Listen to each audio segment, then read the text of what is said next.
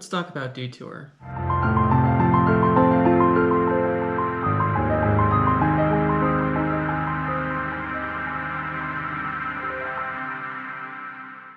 Now, if I were smart, I would pick movies that are either popular or famous or something to do with current movies. I'd pick something like Mortal Kombat that's about to come out, or talk about all the movies that are going to be at the Oscars, like Minari or Another Round or one of those movies. And I did actually try to watch Another Round for today's video, but I couldn't find it. Not really sure. Well, actually, that's not true. I could find it. It was on Hulu, but I couldn't log into Hulu for some reason. So instead, I watched Detour, which Detour reminds me of why I love movies so much.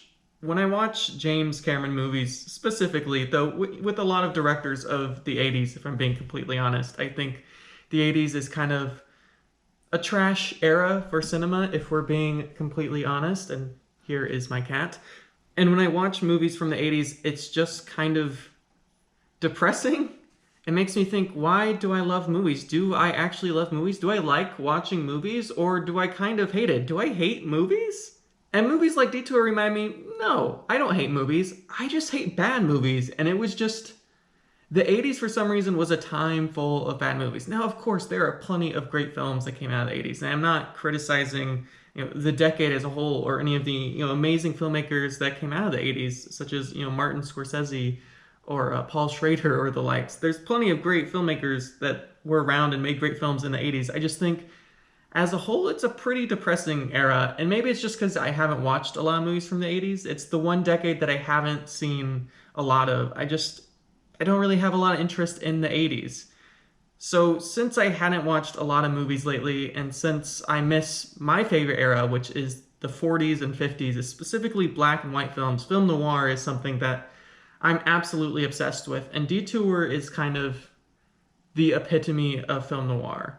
One of the most interesting things about Detour is it's actually only an hour and 10 minutes long. It's a super short film, and they don't really make movies like that anymore. There's just not really a genre for it. Now, of course, there's kind of series, and each episode you can say is like a mini movie, but it's just not really the same thing. There's never really a full story that's told in kind of that in time frame from like 45 minutes to an hour and 15 minutes, which is kind of tragic because there's a lot of great stories to be told there. And the fact that they don't tell that kind of stories, I think it really misses out on a certain type of cinema, a certain type of experience, especially when I don't want to go to the theater and watch a Lord of the Rings movie for the next 3.5 hours. So maybe that's part of it too. It's just the nostalgia of having those shorter films. I mean, you watch a Charlie Chaplin film or Buster Keaton film, they're regularly like an hour and 10 minutes. And after the film, it doesn't feel like you've wasted your whole day away. And there's nothing wrong with having a longer movie, although I think any movie over 2 hours needs to have a very good justification. And perhaps that's part of the reason that I hate people like James Cameron, who regularly make 3-hour-long films, because they don't deserve 3-hour films. Terminator 2 did not deserve a 3-hour film. And with a film like this, it recognizes that sometimes a short film can be just as powerful as a long film. And even though this film is only an hour and 10 minutes, it's pretty impactful. And as I was watching the movie, I had to keep checking on my IMDb. I'm like, have I seen this movie before? Why is this movie so familiar? And I realized that this movie was actually parodied by one of my favorite television shows as a kid, SpongeBob. It's probably season 1 or 2. I don't know what the episode's called, but SpongeBob starts the film sitting in a diner and he's drinking a cup of coffee and he's talking to these people, this like waitress who works at the diner and someone sitting at the diner. And he tells the story of how he accidentally kills the health inspector and takes him to a graveyard, and just kind of how the story unfolds, and he fumbles into a cop, and it's just this whole thing. And obviously it has a very different ending, and no one actually ends up dead, unlike Detour, where it's pretty fatal. But it's one of the reasons that I admire a silly show like SpongeBob and kids television that is willing to homage the kind of great films of history. And this film has been so impactful on not only film noir, but just films in general. I mean, the idea of a diner, I was talking about Andrew with this just the other day. I don't know what our film's going to be about yet. I mean, we have some basic ideas, but one of the things that we're 100% sure of is that a third of the film is going to be in a diner, because diners, there's just something so cinematic about it. And I think this is one of the earliest instances that I can think of. I can't think of any films from the 30s or 20s that really kind of play with diners in the way that this film does. And the film starts, it bookends itself. It starts off with film noir, film noir. It starts off at the diner and it ends at the diner, and everything in between is kind of the story that took place before it, which kind of, plays into the classic film noir role of, a detective or kind of a guy down on his luck talking to an audience. And I know I talk about my criticism of voiceovers, and I do think voiceovers are very dangerous. They can be very dangerous. I think the best way to see a voiceover is kind of a double-edged sword. On which, why would you have a single-edged sword? That's a conversation for another time. But on one side, a voiceover can and often is, just in Terminator 2 or Terminator, it's a crutch, so you don't actually have to make that part of the film. So if things are complicated or you don't want to explain something, you just use a voiceover. This was famously done with the original Blade Runner, and if you've watched that version, it's the worst version. But the other side of the sword is, if you use it only to create a tone, create a certain theme, or not so much to explain, but almost as, and it's not that it needs to be ironic, such as, the case with adaptation. We think of that famous scene where Nick Cage is sitting listening to a film lecturer talk about how a voiceover is never necessary, and at that moment he has a voiceover in his head. Yes, those kind of ironic voiceovers work, but I'm thinking of other Charlie Kaufman films, like I'm thinking of Ending Things, where he unironically uses the voiceover, and I think that the voiceover can be a powerful tool. It's a very dangerous tool, and it's not very often used well. But I think Detour uses it well, and I think part of the reason it uses it well is it's not explaining any part of the story. It's only using the voiceover to create a certain tone, to create a certain mood. This film was, for context, was made in 1942, well, 1941, at the kind of end of the Great Depression, but still a little before America got into World War II. And there was this very real sense of fatalism, both in cinema and in the world at large. It was this idea that not only that you would be down on your luck, but that your luck would only get worse and worse and worse. And that's the tragedy of this film and this whole kind of era of fatalistic films, where no matter what you do, you are forced into this sort of kind of terrible existence.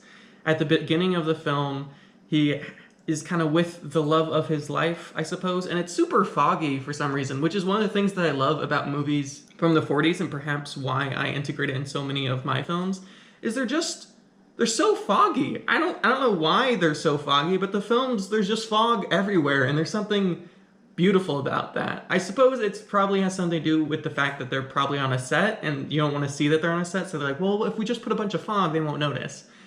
But it's so beautiful, especially when it's in black and white. You can just see the contrast of their faces and their clothes and the fog, and it's beautiful. And the protagonist, who's a piano player, and his lover, I'm not really sure how to describe her exactly, the person he's in love with, I guess.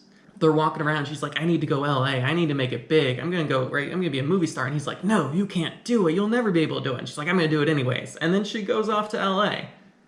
And he's like, how am I gonna get to LA? And I guess my question is, how did she get to LA? Because a lot of the movie is him trying to get to LA. And the way he does it is he hitchhikes. And this is back in the era where hitchhiking was just like a thing people did. People don't really do it anymore, although I guess it happens every now and then. But it was a strange era where you could just walk down the street and just be like, hey, can you pick me up? Can you pick me up, a stranger, and take me to somewhere? And they'd just be like, yeah, okay. And so he's hitchhiking, he's doing his thing, and he actually gets pretty far. He's all the way in Arizona. So, I mean, he starts in New York City, gets to Arizona, no hitches, doing really well. He gets picked up by this one guy, and it is very clear at that moment that this guy there's something off about him. There's scratches all over his hands. He just has kind of an evil aura around him. They don't really use there's not a lot of music in the film, and so they don't really use that as a crutch. And part of the reason is because of what are called poverty films. Not only is a film during May the Great Depression, it was made with an extremely low budget. This film was only made with basically two sets. There's the set of them driving, which it's amazing how much of the film takes place in the car. The film that reminds me most of, again, I'll go back to Charlie Kaufman film, I'm Thinking of Ending Things. In Detour, I would say probably 40 minutes of the film takes place in a car. Now, obviously, they use reverse projection, or rear projection, I should say. And sure, it's not like the greatest effect in the world. Honestly, I think projection looks just as good as green screen most of the time, so I'm not really complaining about it, and it's not really about that anyways. And they do have a lot of interesting moments in ways that they can shoot and move the camera because they're on a set, which seems to be one of the big problems, I would say, often when studios use either rear projection or, like today, they will often use green screen, is even though they can move the camera wherever they want, they'll often just put the camera right in front of the two, or they'll just like a side angle. And this film experiments a little bit. Now, it doesn't experiment the way, say, an Eisenstein would experiment or an Orson Welles would experiment, but there are quite a few different angles and a lot of different ways to kind of see things. And so he's picked up, and they're talking about, and they're like, dames, women. And there is something quite sexist about that character. I think for a film in the 40s, they're really, I think you could look at it through a feminist lens. I think there is a very honest take to look at this film from the view of a feminist, and there's a lot to be said about that. But this character clearly hates women and is a real rigmarole of a guy, if you will. And so he's complaining, he's got all these scratching. He's like, oh yeah, this woman gave me this one, and this woman gave me that one, and blah, blah, blah, blah. And they're driving, and they go to another diner, because this movie is like 30% diners. So they go to a diner, they go eat, they're eating, they're having a good time. They get back on the road, and he's like, hey, can you drive for me? And he's like, yeah, I'll drive. So he's driving, he's doing his thing, the protagonist, that is, and it starts to rain. Now, they're driving a convertible. I don't know why it's raining in the desert, but that's neither here nor there. Maybe they're out of the desert by now. No, they're still in Arizona, but it's raining. So let's just buy that it's raining. So it rains, they pull over. He goes to put the top up, and he tries to wake up his partner, or the person who picked him up. The guy won't wake up. He wakes him up again, won't wake up. So he's like, that's weird. So he walks around the car, he opens the door, the guy falls out, hits his head, and is dead. Now, it's not clear if he died from the fall or if he was already dead before that. You don't really learn how he died until late into the film, which makes sense because the narrator at the time doesn't know when the person is dead. And so he's like, oh no, there is this dead guy in this car. What do I do? Option one, just drive away. Now, I guess that's not really the worst option in the world, but he immediately recognized, and I think this is the point of the voiceover and why this voiceover matters so much in this film. There is a lot of the film where it is just him, where he is in his mind a lot. This would probably almost work better as a novel than it does a film, although I think it is a very successful film. But he's alone, and so you kind of have to know what he's thinking. He's like, well, I can't do that. I can't call the police because they're going to be like, hey, why is there this dead guy in this car? Which, yeah, I guess that's true. I mean, it's a little paranoid, but you can buy into that paranoia. You just, meet someone and then suddenly they're dead. Yeah, you'd be a little paranoid. So he drags him to, out a bit of ways and buries him. And then he goes through all this logic of why he needs to steal his clothes and steal his money. And it's kind of ridiculous, but you buy into that paranoia. You genuinely believe that, yeah, I guess that is something you would believe at times. Because he's like, I need to wear his clothes because this is what he would look like. I need his money because he would have a lot of money. And I need this, and I need that. And even though he's clearly stealing and robbing this man who is now dead, I'm not saying he killed him. He clearly didn't. But it feels justified in the moment. And I think without the voiceover, it wouldn't feel justified. And so I think that's one of those moments where, yeah, the voiceover is kind of necessary. And so he gets back on the road, and as he's about to get back into his car, there's a police officer there, and you're like, oh shit. Shit's about to get real, right? This is your real first Deus Ex Machina. But it doesn't feel like a Deus Ex Machina, because sure, he's on the side of the road, he's not really parked all the way over, it's raining, it's dark. You could buy that police officer would be out there. It's not like the biggest thing in the world. And there's this moment of oh no, is he caught? Is he going to ask a bunch of questions? doesn't really ask a lot of questions. He's like, "Hey, you need to get back on the road," and you're just you can feel the relief. It's amazing how incredible the tension is, even though even though there is no real action going on, even though it's most like up to this point it's mostly just people walking around talking. And this is what amazes me about these what are called poverty films, is very little actually happens in these films. It's mostly just people sitting around talking, and yet they have this incredible way of making tension, and you're pulled in and you're dragged in. And at that moment, perhaps it's because of the voiceover, you connect incredibly with the character, and you're like, oh no, is he going to be arrested? Is this going to be the end for him? And it's not, and you're like, whew. So he goes driving, he goes to get gas. Literally, the first time he goes to get gas, he sees a woman, and I'll admit, she's a beautiful woman, a dame, if you will. I'm really not entirely sure what dame means, but it's a word they use a lot, and it's a cool word. If it's insulting, I guess maybe don't use it, but it's fun to say, dame. See, it's fun. So he sees this dame, and he's like, hey, dame, do you want to get in my car? Because she's hitchhiking. He's not, like, a murderer. And she's like, sure. And so she waddles her way over and gets into the car, and they're driving along, and there's something off about her. You can just kind of see in her face. She's clearly someone who is a very, of an angry disposition, someone who really had to kind of fight tooth and nail for their place in the world. And you have to give, really a nod to the female actor at this point, because even before she says a single thing, you know so much about her just by her demeanor, the way she sits, the way she looks at him, just like the way she reacts to the world is just full of frustration and anger, as if there has been something stolen from her. And so they're sitting in the car, again, another car conversation, and come to find out, she knows the guy, the owner of the car, the dead guy. And she's like, you're not that guy. And he's like, what? Because he's stolen that guy's driver's license and all that. Because he's like, well, if I get pulled over, I need to pretend to be him. And there's some very serious Dorian Gray vibes going here. It feels in a lot of ways that the film is inspired by Dorian Gray, and that there is a Dorian Gray essence to it, if you will. Just that it's, even though he doesn't kill him, he assumes his identity, and throughout the film he kind of morphs into him. And I was thinking this the whole time, this is very Dorian Gray-esque, and there's clearly some inspiration from Dorian Gray, and where does he draw the line between himself and this character that he's playing? And a lot of the times he just can't. And so at this moment, since he's only been playing this character for minutes, maybe a couple of hours, he's like, oh man, you caught me. Because she's like, no, you're definitely not that person. That person picked up me earlier. She was hitchhiking with him. I don't know, like, how she ended up getting out of the car. Well, actually, that explained. And there's another moment where the scratches on the dead guy's hand came from that woman, and that's just an amazing kind of nod to what's going to happen in the future. In such, again, only an hour and 10-minute film, to have that much information packed into the first, really only 20 minutes, and have that many things already happen is kind of amazing. So you buy into that the same way you buy into everything else, and the voiceover helps you buy into it. It reminds me of, this is going to be a strange comparison, but it reminds me of the narrator in Lolita.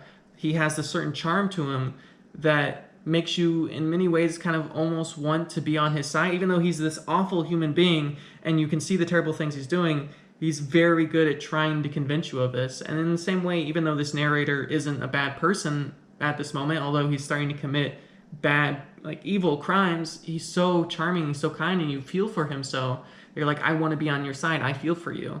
And so she's talking to him, and she's like, look, we need to move on. What we need to do is we need to sell the car. And he's like, no, I want to get rid of this car as soon as possible. Get rid of the car and just move on with my life. She's like, no, there's a lot of money in this car. This is an expensive car.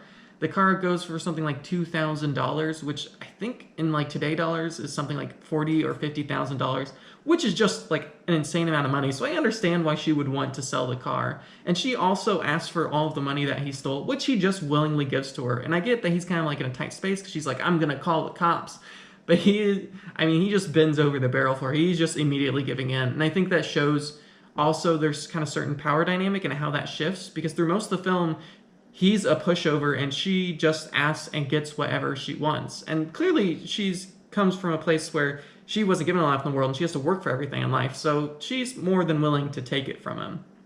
And then they get to the California state line, And this isn't a thing anymore, but apparently at the time, whenever you cross state lines, or maybe it was just California, they inspect your car. I don't know if that's a real thing or if it was a real thing or not, but it is something that they did in the movie, and it did feel tense in the same way that the earlier scene with the officer did. Again, it's just kind of repeating the same thing. Nothing really happens, and they just drive on, and it's no big deal. But it's nice that there's this extra sense of tension. So he wants to get rid of the car as soon as he's in California. He's like, get rid of the car and just leave and just forget about it. Don't worry about it anymore. She's like, no, we need to sell it. Not only do we need to sell it, we need to sell it in LA. We need to trade ownership. We need to trade who has license or what have you. Now, to be honest, I'm not sure why it's done in LA, since it can be done anywhere. And yes, he is going to LA to meet his wife, but he could sell the car at any point before that. I guess that's one of kind of the flaws of the film. There's no really reason that they need to sell in LA, other than she wants it to be sold in LA. So perhaps there's this certain, much like Edgar Allan Poe, this need to be caught, it feels like, in a certain sense. And this is a very Poe story. I don't know why I keep referencing literature when I'm a filmmaker, but there's a lot of Poe aspects in the sense that the whole film he is struggling with the fact, he feels guilty for the fact that person died. Even though it's not his fault, he didn't kill him, he still somehow feels responsible for that death. And so they get to LA, they go to sell the car, and come to find out, well, while he does have the license, he has the registration, he doesn't have the insurance, which isn't great. And so the protagonist is kind of in a bit of a, not really sure what to do. Luckily, the dame, if you will, the woman, kind of gets him out of that sticky situation. She's like, we can't sell the car. And he's like, what do you mean we can't sell the car? This is $2,000. This is what you want. Take the $2,000 plus $300 you already have, which in today's money, again, that's like $50,000. Take the $50,000 and run. She's like, no. The dead guy's dad is about to die, and you could be the one in the will because you're still technically this person. You still have all of his stuff. And the protagonist is like, what? No, I'm definitely not gonna do that. And she's like, but the money. And he's like, no, I just want to get on with my life. And again, she just keeps pushing him, and he doesn't really know how to fight back. If there's any flaw with this film is, and perhaps this is part of the fatalistic nature of it, is no matter how much he fight back, he loses, and he loses very quickly. And so they're staying in a hotel for kind of days and weeks. It's not really clear how much time goes by, but they're clearly waiting for this guy to die so they can show up. And he doesn't want to do it, but she's like, we have to do this. We have to show up to the reading of the will so we can get all of the money, even though you're not technically him. And he doesn't want to do it, but he's like, well, if she calls the cops, I'm definitely going to jail.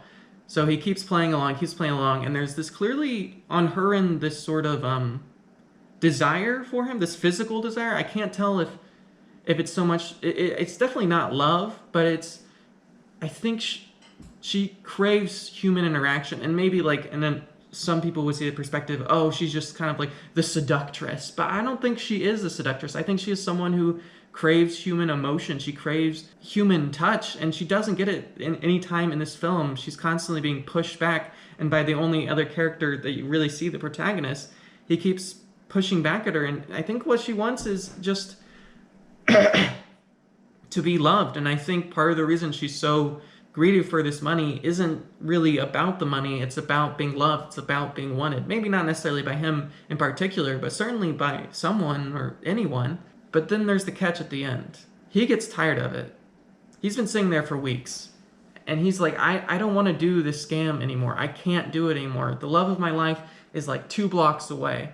I want to see her. I want to be with her. I want to give up all of this. I don't care about the money. And he never did. He immediately gave up his own money that he stole from her, or from the dead guy. And she says, you know what? I'm going to call the police. And the protagonist goes, no, if you call the police, I'll rat on you. She's like, you would rat on me? Well, of course he would rat on you. You're the one calling the police. But she's like, you know what? I'm going to do it anyways.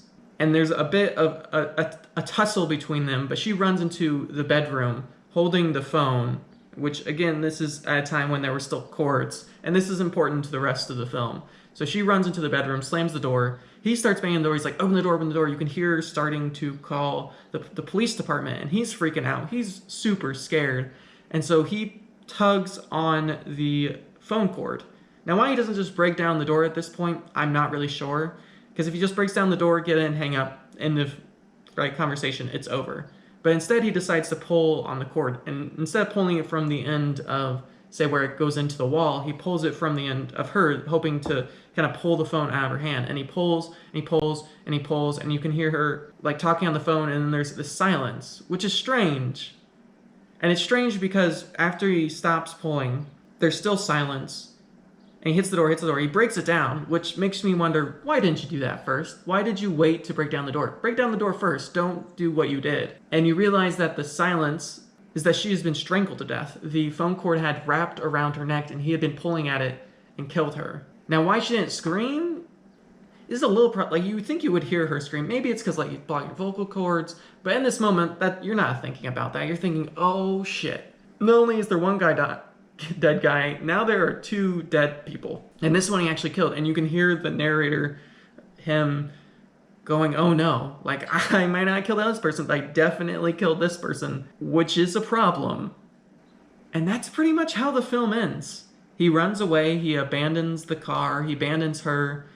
There could certainly be another 30 minutes where kind of things kind of wrap up. It's interesting, I think if this film was made today, that would actually be an hour into a 2-hour movie. I think they try to make, they try to pull another hour out of that movie because people think, well, if I'm going to a movie, it needs to be at least this, this long, especially because they don't do double features anymore.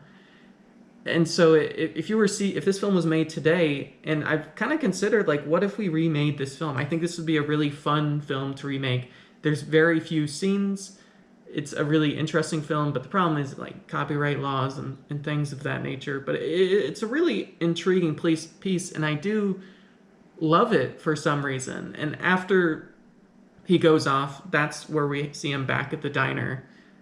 And you realize that they have found her body because he didn't do anything with the body. He just left her there, which, terrible idea. I mean, all these people have met him, and he even says that. And, the hotel's under someone's name, although what he points out is, well, the hotel is under the dead man's name. So a great line in the film is, this dead man got me in and this dead man got me out. Which, okay, it's much better when he says it, and he says it in a much better way. But basically the idea is that, right, he's first in trouble because of this guy's death, but he ends up getting out of trouble because in all of these places where he met all these people in the hotel, it was under that dead guy's name, so he's no longer at fault, and he can go back to living his life. Except he doesn't feel like he can do that either. And so he finishes his story at the diner, which I wonder who he's telling a story to, because it's not like in SpongeBob where SpongeBob is talking to the waitress or the person sitting at the counter. This is all going on in the narrator's head, which is interesting because it brings in the viewer. And I think that's part of where the tension comes from. And it reminds me almost of, say, a Fleabag-like story, in the sense that Fleabag is always bringing the viewer in. They're bringing him into the story. And so we connect in a very different and strange way. And this film does that, which not a lot of film noirs do, or voiceovers do. They bring the viewer into it. It's almost as if we, in a certain sense, just like he was implicated in the murders, we're also implicated in the murders in the same way that he was at first, right? He was first implicated in the murders by merely being by association. And now we're implicated in the murders by association. And it's sort of tragedy that to see that, well, wait a minute, if we're implicated in these murders, it's so quick for us, ourselves, as humans, to go into that exact same place. And he walks out of the diner, and he's hitchhiking his way again. And he gets picked up by the police, by the highway patrol. Now, it's not clear at this moment if he's picked up by the highway patrol because he's hitchhiking, or because of some minor act, or if he is being picked up because they think he is the murderer for these crimes, which, how would they know that? I'm not really sure. But the film just ends there. And I think it's interesting that they have this narration, right, that isn't explaining everything that's going on, but it's creating a tone and helping you understand. And at that moment, when he's captured, there is no narration. They don't really say what he's thinking as he gets into that car, or what happens after that in the car. And the film, right, is just the classic, the end. And that's the end of the film. And I love it. It's a super sad and depressing film, and certainly of that fatalistic era, and the fact that it was shot for such a tiny budget is really incredible. I mean, I think I could make that film for less than $10,000 today. And there is just so much to admire about the film. I know people love it because they're like, well, this was only shot in like 2 scenes and there's very little locations and blah, blah, blah. And it was only shot in 30 days, which is incredible for a studio shoot. But there's something amazing about it. And I think this film only works an hour and 10 minutes. I think if this film was made today, they'd try and stretch it out into a 2 hour, 2.5 hour film, and it wouldn't work. It only works in this time frame. And I really enjoyed it. I certainly enjoyed it a lot more than any of James Cameron's work, or honestly, it's probably the most enjoyable film I've seen in quite a while. So I'd give this 5 out of 6 thumbs up. I should probably pick like a real rating system. I'd say out of 10. 10 seems like a good number. I give it a 8 out of 10. It's a good film. I really enjoyed it. I think my big problem with it is just that it's so short. And I know that's also kind of a benefit of it, but you want more. And the other problem is that it is so fatalistic that it feels like this character never does anything for themselves. You kind of wish they do. And it's not that you want a happy ending. I'm not saying that there has to be a happy ending or isn't a good film. I'm not saying that at all. I'm merely suggesting that he's never able to fight back. And I know that's part of the era, but you want to see that. You want to see him fighting back. You want to see him trying to face up to his conflict, and he never does.